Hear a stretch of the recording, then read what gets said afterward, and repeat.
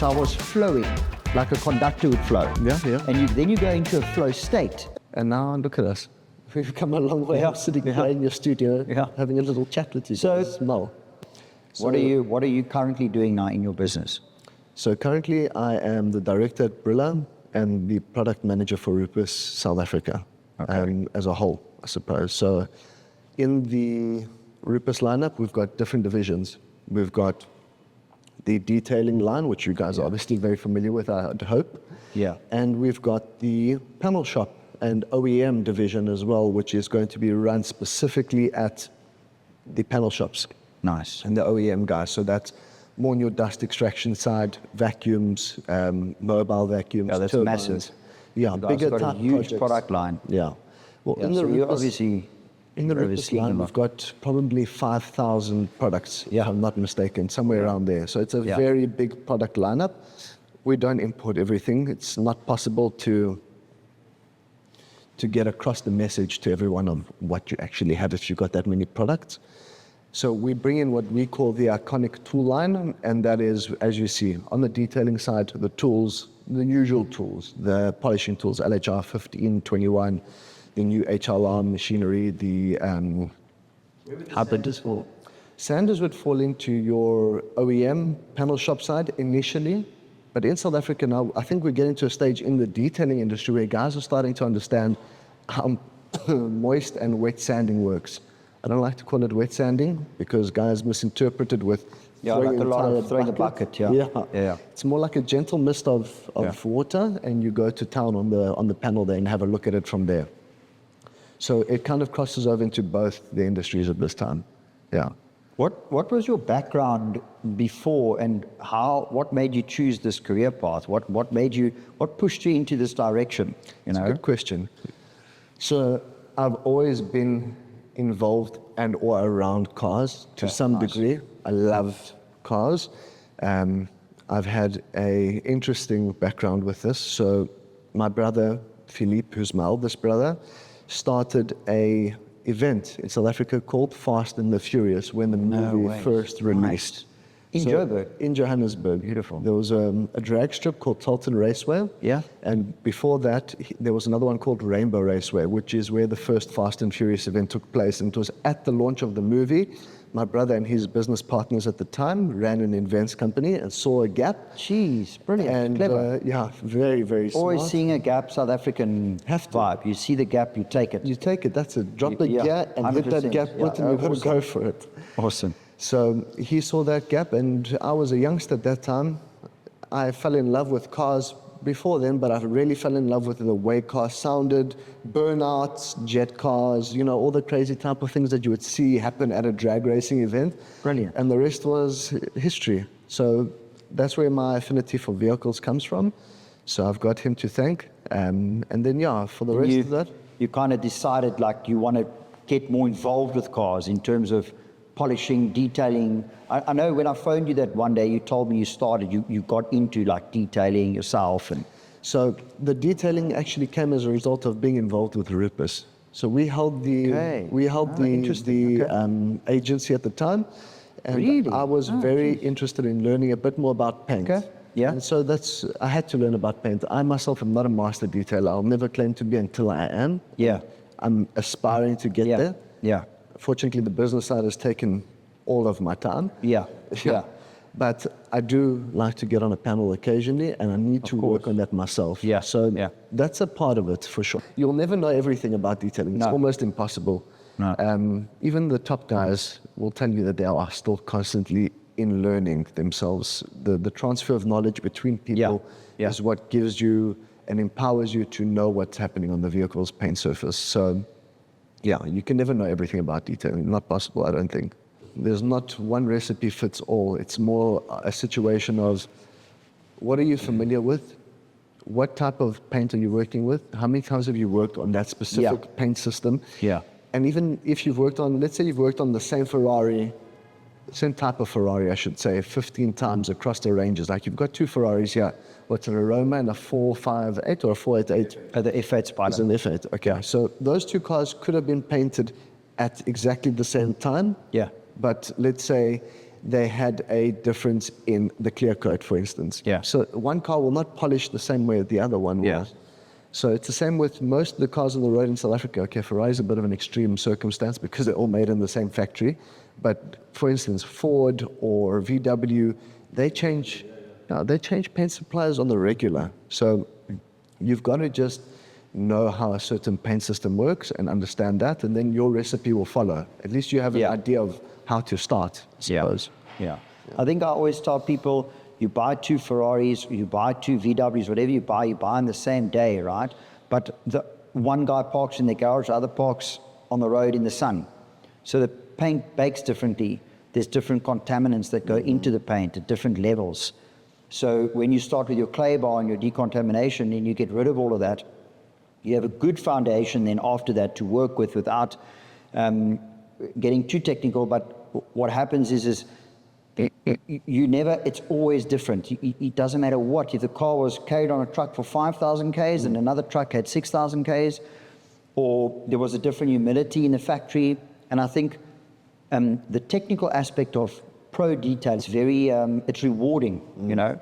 And I think for you, what I like about what you said now is, like, first of all, you got into the detailing and through working with Rupes, but your bread and butter is your business, right? So you've got a very broad view, which is good because you can offer little bits of information to everybody in terms of what machinery you're using, and you do work every now and then on a panel. So you get to feel and understand what's going on, but at the same time, you've got a broad knowledge. And what's nice is you're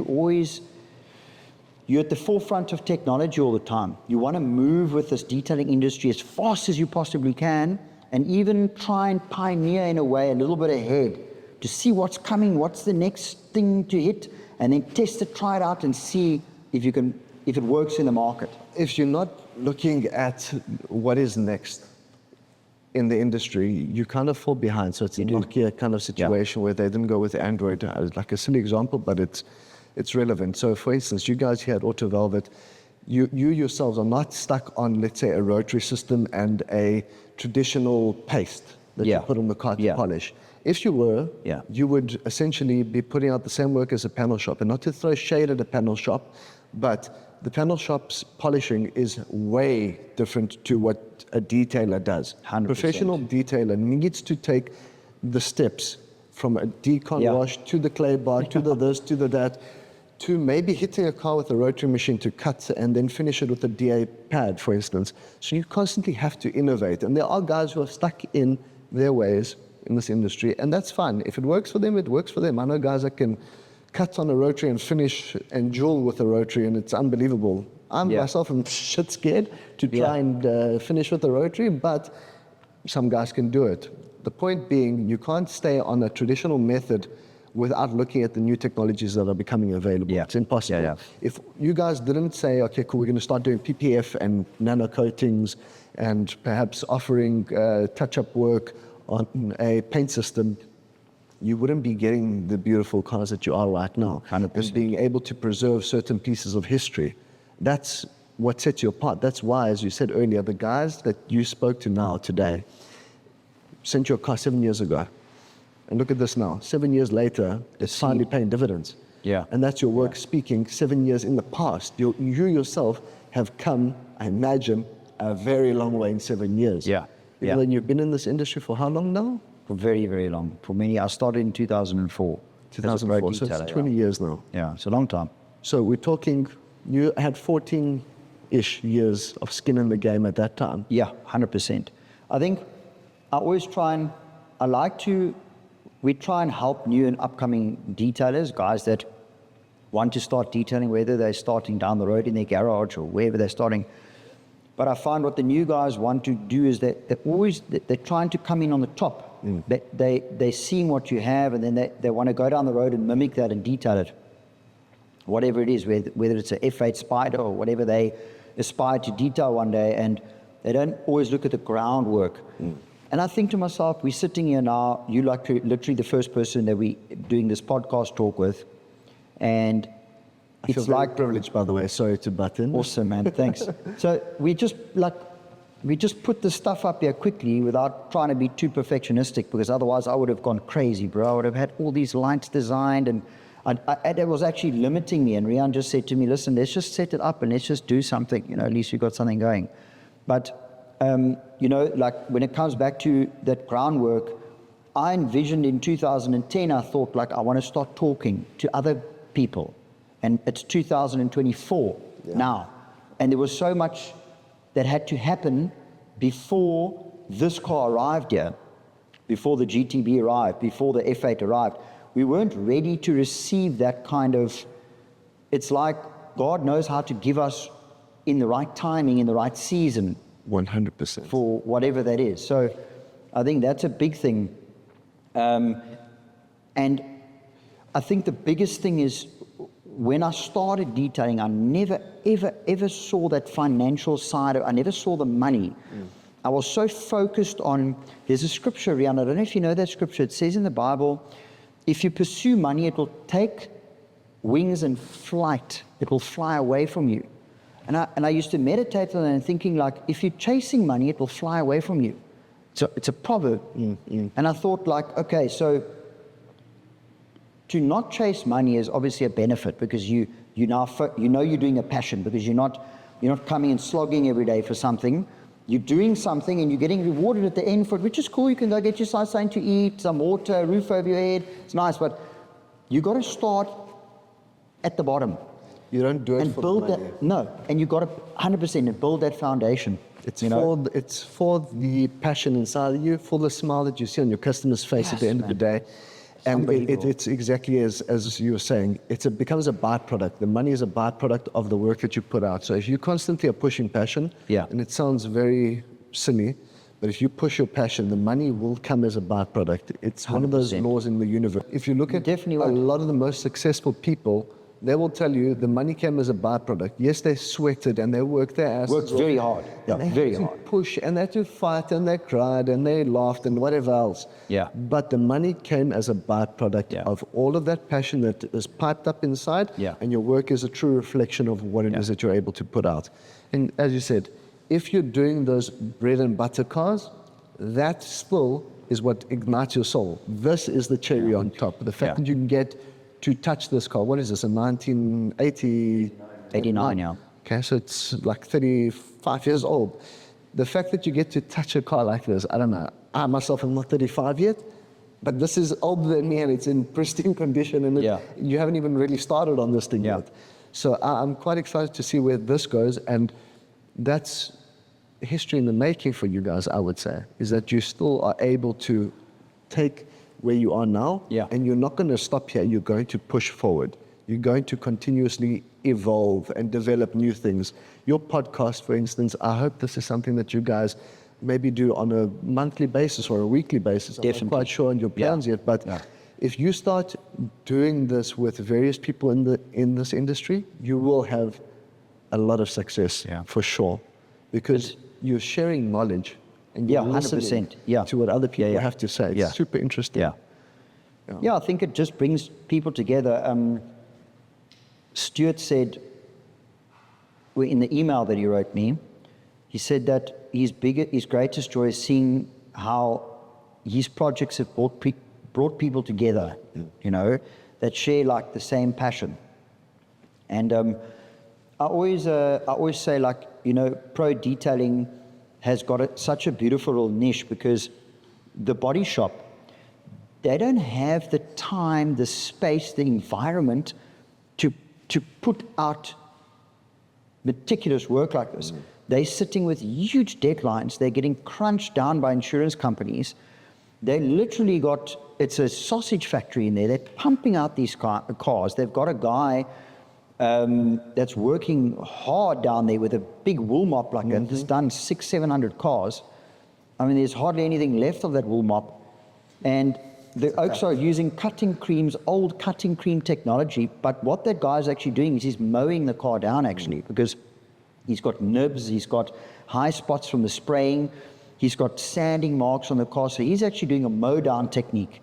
He's mowing that car, he's chopping it down, he's flattening it first. He's kind of, they actually are chucking water at the car. They're not misting it. I've checked them throw water on those cars. You don't want to know what I've seen. They're chucking the water on there. They're flicking the press, but I don't want to say what cream it is, but they're throwing the cream onto the bonnet and they're just mowing that thing down. And who's ever in that Oaks way, bro, dude, you have got polishing cream flicking 20, 30 meters from that Oaks. The sling is real. I've been whacked by those Oaks already. Pieces of wool have come off the machine, bro, and whacked me.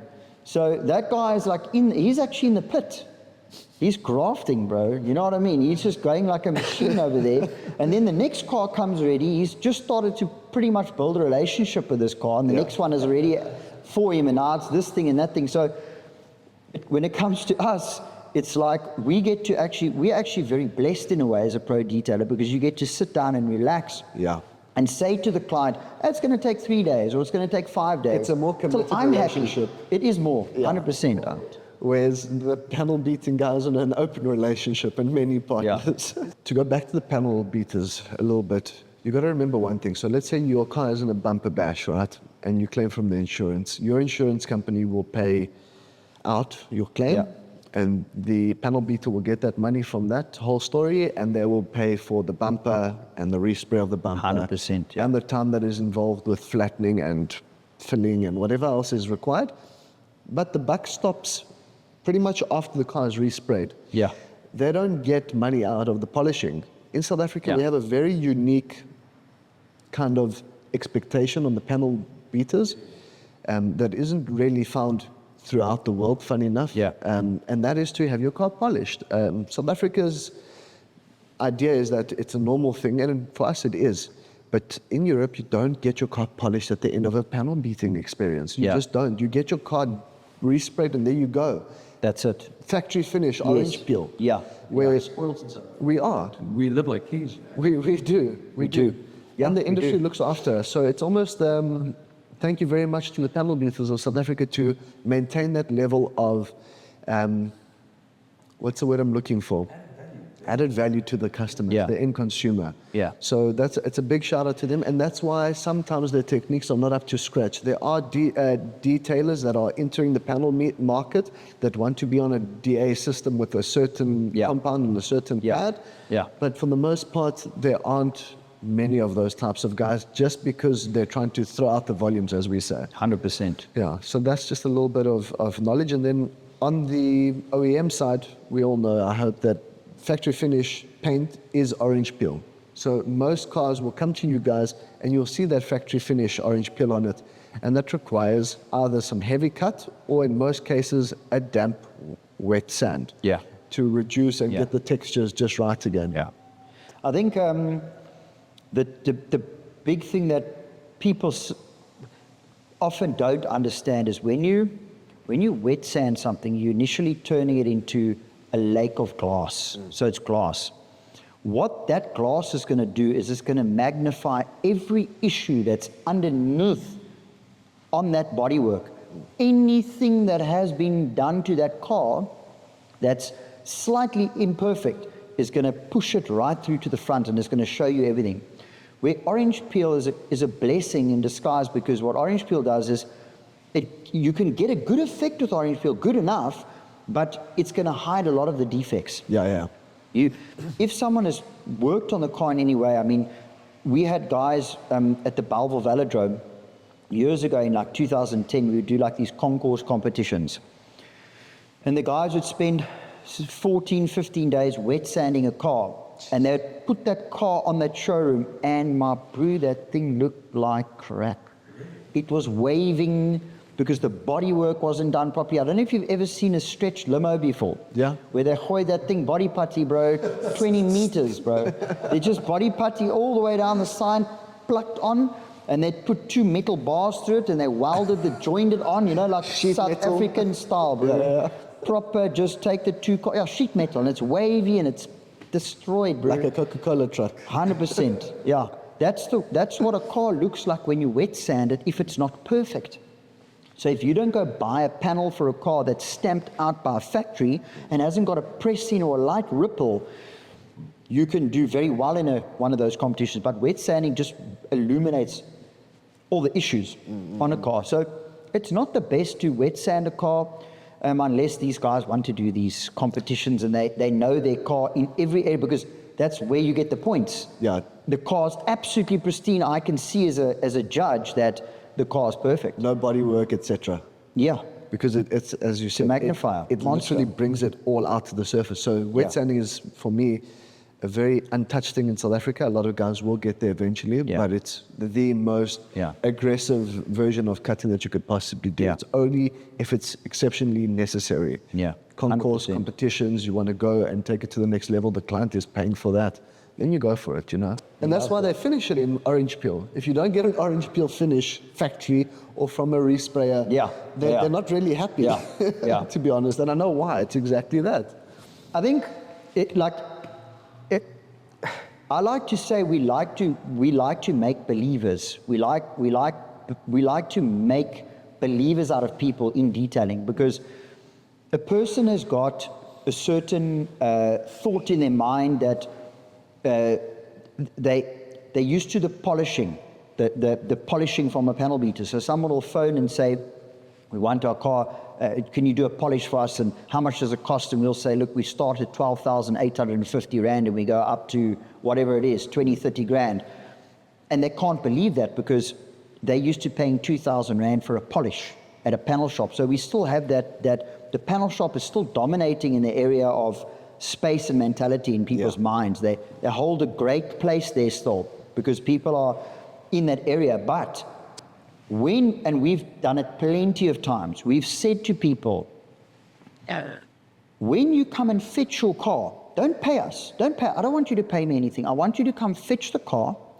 And if you are not completely blown away, like literally where you close on walking past your car because you don't recognize it anymore, you don't have to pay us, you know. And it was making those believers, and then myself and Rian, endless amounts of times, even today, are giving away just free cars, because we want to make a believer out of someone. We want them to understand when they go to the waterfront and they turn around and they look at their car again, they take that second look. You know you bought the right car and it's properly detailed and it looks great. Because if a car's dirty, you start losing like that you know, you start detaching from it, because it actually starts running away with you. The issues on the car. But when you have a car pro detailed and ceramic coated with the technologies that they have today, that car's kept clean for longer, it's looking amazing, and it makes you feel better. You become a believer, and then all you want is your car to constantly be detailed and looked after, and you know. And then the one thing I have to end off on, which is the most incredible thing I ever heard, was a guy in America. There's an old video, and he had a VHS recorder, and it was a guy leaving Walmart, and I don't want to mess it up, but he basically had the little camera and he was shining it across the parking lot, and there was this black car, and it was freaking, the sun was peeling off it, like when you get camera flare on your camera, it was like flaring.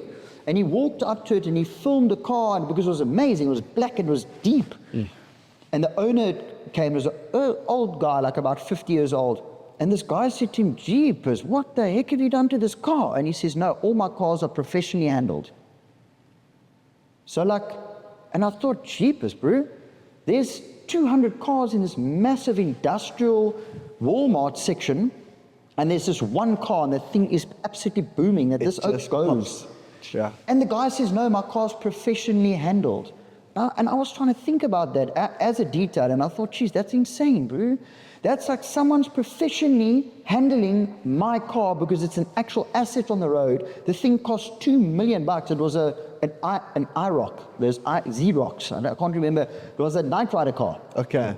The black one in Knight Rider. And then I realized, geez, this is on another level. This oak is, he understands, he's got like a butler for his cars. And I was trying to think about that, and I thought, that's how we want to turn people into believers. Get your car done. Understand what this is actually going to do. You're never going to be the same again once you've had a car detailed. Never. To go back to the original thing, which was professionally detailed versus panel shop detailed. A panel shop can turn out a car for $3.5 grand because, as you said, they don't spend the time on it. When you guys have the car, it sits with you, I imagine, no less than 3 days. Yeah. Which is taking it from washing all the way through the various stages in ceramic coating.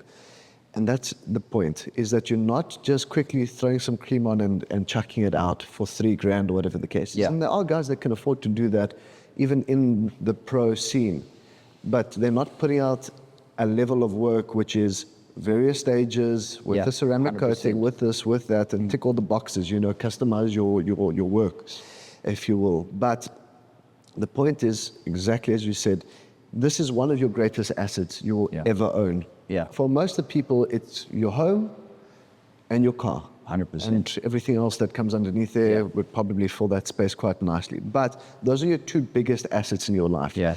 If you look at your car and it starts to get dull and it starts to get scratched up, you feel a bit like this thing's tarnished a bit, And some people will leave it and they don't really care for it. Whereas a lot of the guys who are spending larger amounts of money on these bigger assets in their lives will say, you know what, I want to turn around and I want to have a double look at this car. Yeah. So it makes sense to have it professionally detailed by somebody quite like yourselves, which you take the time to make sure that it is perfect. Yeah. And I love that thing that you guys do, which is, if you're not happy with it, we don't want your money kind of thing. 100%. And that means that you're confident in the work that you're putting out. If you're confident and your client is like blown away, you're both happy. It's a willing buyer, it's a willing seller.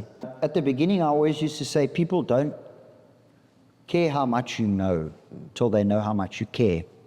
So what happens in the car industry is simply this.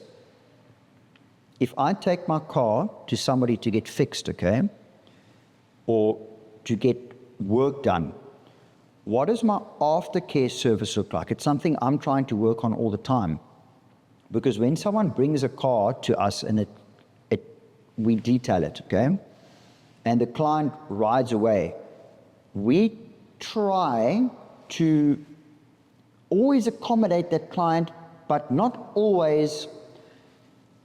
You don't want to treat it like it's this business sense, like whenever you bring the car back, it's going to cost you 1,800 rand, we're going to polish this panel. We say to all of our clients, like literally, when a car comes in, or even if it's been in an accident, I have huge sympathy for that client, that they had an accident on the car. I'm not going to charge the client. I'm going to re-polish that thing and re-ceramic that thing and wash that baby for that client, and they can, You know they're your clients. Yeah, I'm not going to. You can get attached to the car. Yeah, 100%. We get it. And I know what you mean. yeah, and so it's not about like this is going to cost you this, and I try and push hard against treating something like a mechanical engine, if that makes sense. Because when you look at, if you move into like, let's say, a hospital setting, when you look at the doctors and you look at whoever doing these operations, eventually it gets to a point where it's a factory, bro. Your body is going in there. The heart surgeon is doing his thing or whatever, and that's it. And I've heard terrible stories about like there's no like after, like you have to make another appointment and it's another 3,900 rand for a quick consult and another 4,000 rand because you phoned him, or like a lawyer thing, whatever. So I've always tried to, in life, I've always kicked against the system. Try to push myself as much out of it and become more focused on the person, not even the car a lot of the time. Like something we try and do a lot in the business. Your clients will always come back to you if you treat them right. That's what it boils down to. So if the guy had a bumper bash, you're not going to go and lumber him another 4 grand just to have a look at his car. This is what you're getting at, Terrible. I imagine. If someone did that to me, bro, I would be finished, bro. See? And you're not happy to do that to another person. Not a chance. Let alone somebody that's trusted you in the past with maybe 1 of their cars or maybe 10 of their cars, who knows? You want to say, listen, I'll sort this out for you, don't worry. Yeah. Because you know in your heart that it's the right thing to do. And on the business side of things, you know that client will never leave you. Because if you look after, it's a difference between a customer and a client. A customer is somebody that buys from you one time, and it's a non-repeating type of scenario. And your client is somebody that's with you for multiple purchases or for a very long, extended period of time. 100%. You guys have clients. You don't have customers. Customer comes to you once, and you'll never see them again. Never see them again, Like you guys. You guys are not my customers, you're my clients. We work together. 100%. And we move forward. And whether you're trying to move this guy's car forward and he's got a show coming up, or you just want him to look at it and say, I want to sit and look at my car in my garage for half an hour. It's the same thing to you guys, you know what I mean? You want to make your customer into your client happy. Rupes doesn't hold ground with everybody in the market. It's not possible. No. But I do feel the confidence in having the best tools, the best consumables, the best compounds behind us. 100%. You know, just on my side, Rupes has come out with a phenomenal system that they launched in 2020. It takes away a lot of the guesswork. You don't have to sit and try and figure out which pad, compound, tool combination you're going to work with. 100%. You're going to look at the system. You're going to know that blue is coarse, the yellow is fine, the white is ultra fine. If you want to get this thing to like a showroom perfection level. And we have various tools that can help us get there. So we have the online paint correction app for guys who are new to the system, trying to understand it. Nice. You will go in and you'll say, I'm looking at polishing a black car with sticky paint or hard paint in this instance. I imagine this is quite hard at this point. And it will give you the correct combination to start off with. And that way, you'll do your test spot and you'll see, is this what you want to do? And you as the professionals will know, yes, we're happy with the results we're achieving here. Let's move forward and do the entire car like this. And of course, you adjust as you move along if you need to. But I'm very happy with our product so far. We've had a great lineup and we're constantly expanding our range in South Africa. So soon, I'm going to be bringing in the Reveal range in with Brilla, which is the IPA from Rupes, essentially, to help us wipe off things. To get bands on that. I'm going to be bringing that in. It should arrive, I'm hoping, in November. As you know, it takes some time to get some stuff here to South Africa. You guys had to wait patiently for your new HLR 21s. Yeah, those are beautiful. I love them. Like you're watching Tron in the background. You can't, it's tough to go back to a cable now. They're unbelievable machines.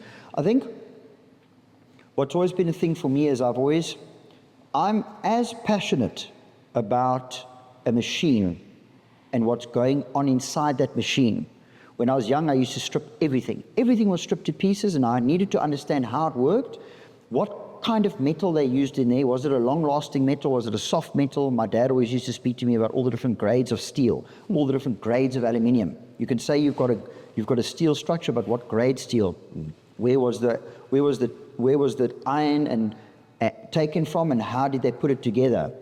And when I used to watch the Rupes videos years ago, they used to do little factory tours, and I was just absolutely blown away by how everything was precise and how they injected the right amount of current into those Rupes motors to get them to spin at this exact, and then measure the weight so they had the best in stability. And just going with the factory alone and watching the factory, I was completely sold long time ago on Rupes, because I understood, and I said to Rian straight away, when we start building and building and building on equipment, it must just be built on Rupes, because they've put all the groundwork in. And I'm even more passionate about the old Rupes machines, like 1947 stuff, 1950 stuff, than I even am about the newer technology. I'm going to show you some photos. Sorry, just their stuff is unbelievable. So it's like, eventually the dream for me, I would love to have a Perspex box on the wall with at least 7 of the nice generations of machines. And you know what? One of my major passions is this, bro, is to see a machine that's been used in a workshop in its flipping moer, bro. It's got 40,000 hours on it. With various hands on it. You've changed 1 billion bloody brushes, and that thing has brought in 20 million rand into your company, 20 million bucks. And you paid 10 grand for the machine. That machine's worth 500,000 rand because it brought you in 20 million. When you look at it like that. When you look at it like that, that's what it's done. So when you speak to somebody and somebody says, "No, the machines are too expensive," and you think to yourself, dude, that mentality is completely insane. You're looking at a machine that costs 20,000 Rand, or 15 or 12. 20,000 Rand is nothing. You know what that machine brings you? It'll make you that. It's got a little box at the end that spits notes out as it spins.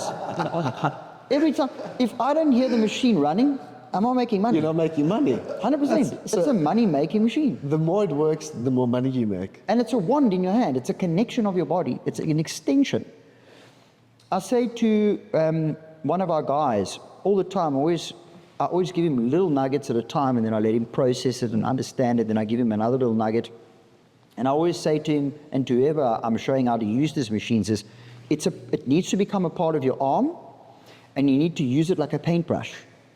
You need to paint with it. You need to twist it. You need to let the foam bend in certain angles. You need to get so bloody passionate about the machine. You need to fit it in. You need to know your speeds. And when you see someone doing this and polishing, my bro, You've lost. dude, You've lost it. You don't know what is cooking. Yeah. This is not your line. Yeah. This is definitely not your line. But if you see a guy sitting, even earphones, remember, you want to hear the RPM pitch. Plugged in. You want to see your spin rate. You want to see what corners you can go into. What is the effect when I do this and this and this? And eventually you can become this artist that sits down with a panel, has a cup of coffee, and does one panel in 2 hours. That panel is perfect, but you've had the time of your life doing that panel, because that machine is an extension of your body. And this is a luxury. It's a bionic arm. It's exactly this. So the pro detailers, you guys, and many others in this industry have the luxury of that type of time. Yeah. And it's exactly what, so I've been saying this for a long time, and I thought I was weird for saying it, but detailers are artists. Your canvas is the vehicle, your paintbrush is the polishing machine that you're using, whether you are on a full-size polisher or an hybrid nano, whatever the case is, that is your paintbrush, and your paint comes from your compounds and your pad combination. That, to me, is how I see it. And I've been saying it for a while, and I think that I was going mad, but I'm glad I'm not alone. And it's true, it's an extension of yourself. So when you see guys who just do this and not concentrating on the arm speed, the down pressure, anything like that, you know that they're not into it. They're not focused, they're not plugged in, they're not, they're not living that extension through their arm into the vehicle. So when you start getting low and you start looking at the car and you start feeling the paint and you start looking at what the shroud is doing to the backing pad, that is what sets a nominal person away from a professional in most industries, is how much you're willing to put in. If you're not willing to put in a lot, you're wasting your time. You know what I say to my guys? I say, detailing your body first needs to get conditioned, because it's a heavy machine, you're pressing, you're becoming an athlete, right, in that area. So you can, if you really go down to the wire, you could push this into an Olympic sport easily. Because you could have a car. An interesting concept. Yeah, 100%. They've got esports with the oak sitting with clicking his finger away, playing computer games. Right? So this is on a much higher level than that. Because you know what happens when you've got polishing creams on a car and you want to see swirls, you've got to look through the polish to see if you can see. That's how I got to a high level, like laser, where I was seeing the scratches through the polishing compound, right? And then what happened is all of a sudden, my body took strain, like the strain started fading away, because I wasn't working as hard anymore. I was working smart but refined. So I was flowing like a conductor would flow. Yeah. And then you go into a flow state, right? Which they call it as a flow state. It takes people 15 minutes to get into a flow state. And if you get interrupted, you have to restart the process and go another 15 minutes to go into flow state. So what I do with our guys is no talking. When you talk, you've taken everything away. People cannot do two things at once. It's impossible. Yeah. It's been scientifically proven 1 billion times. No, it's a fact. You cannot. And I agree with that. Now, I watched the most successful German fishing trawler in the world. I thought the Japanese were fishing deep water. My bro. They've got the monster boats, German engineers fishing deep water. Let me tell you, they interview this oak, you don't see anybody else standing within 20 meters of another guy, and it is illegal, banned, fired on the spot if you talk to somebody while you're fishing. It's a serious thing, eh? You'll lose a whole arm. When that wire goes out and drops anchor down and it starts hauling out, it'll rip your whole body off. When they do crab potting, you know where they're crabbing? Yeah. And their productivity is destroyed right down to, they're not saying half, they've got a whole graph. You must listen to this, it's amazing. Just looking up and speaking, your productivity is chopped by 80%. You've only got 20% left. Shit. And now you burn the Ferrari paint, or you damage the client's car, where he can't respray that car again because you chatted. You've got a whole hour break. You can talk in your hour, but you need to be in a flow state. It's not always possible because we're under different, somebody will phone or something, but we strive for that flow state when you're detailing. And myself and Rian, we were hitting out the cars like on another level. Wouldn't say a word to one another, not a word. Just the machines in Not the a background, word. and off you went. Detailing, bro. The client's coming to fetch his car at 5 o'clock. This thing has to be perfect. You can't afford to speak to somebody. You chew 30 seconds away. If you compound that 30 seconds, at the end of the day, it's an hour. In time. Where you could have done the bonnet, the 2 front fenders, and the bumper. But you've charred a whole hour away because you did these quick things. It's a true story that you need to be able to give yourself those flow state areas. So a lot of clients will say to me, I need to push out volumes of cars and I'm chasing this scratch, for instance. You can't sit and chase a scratch for half an hour. Some guys do and they succeed, but you can't. You got to walk away from the car at that point because it'll drive you mal. And just take a breather, go have a coffee, go whatever, meditate, whatever you got to do to come right again. Yeah. And then get back into that flow state that you're mentioning. Yeah. It's exactly that. Otherwise, you can risk a burn through, which can sink a business. If you're not correctly insured, if you're brand new or whatever the case is. 100%. One respray on a McLaren or on a Ferrari, I don't care who you are, that's tickets in the beginning. Yeah. Take you years to recover from that.